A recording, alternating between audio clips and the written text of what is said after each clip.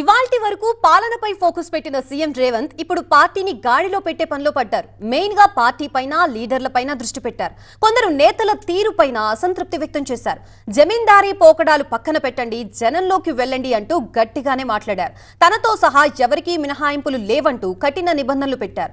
మరి PSC meeting లో CM Revanth Reddy చేసిన కీలక వ్యాఖ్యలేంటి? ఎమ్మెల్యేలకు ఇచ్చిన టార్గెట్ ఏంటి?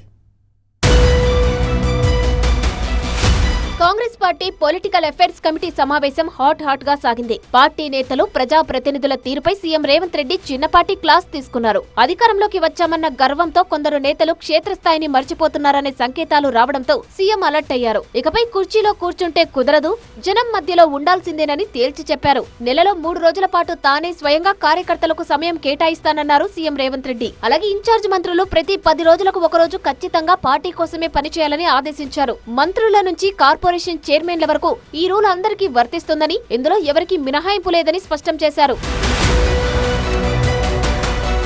లీడర్లు గ్రౌండ్ లో ఉంటేనే కార్యకర్తలు బూత్ స్థాయిలో యాక్టివ్ గా ఉంటారనేది సీఎం రేవంత్ రెడ్డి భావన. పార్టీ కోసం కష్టపడిన పీసీసీ మాజీ అధ్యక్షులందరినీ కలుపుకొని వెళ్లాలని, వారి సలహాలు సూచనలు తీసుకోవాలని క్లియర్ ఇన్స్ట్రక్షన్స్ ఇచ్చారు. ఇదే సమయంలో కొందరు ఎమ్మెల్యేల తీరుపై ముఖ్యమంత్రి రేవంత్ రెడ్డి తీవ్ర ఆగ్రహం వ్యక్తం చేశారు. కొందరు ఎమ్మెల్యేలు ఏకపక్షంగా వ్యవహరిస్తూ సొంత ఇమేజ్ కోసం పాకులాడుతున్నారని మండిపడ్డారు. మరికొందరు ఎమ్మెల్యేలు జమీందారులుగా మారారని, సొంత ప్రచారంతో డబ్బా కొట్టుకుంటున్నారు తప్ప ప్రభుత్వం చేస్తున్న మంచి పనులను జనంలోకి తీసుకెళ్లడం లేదంటూ ఫైర్ అయ్యారు.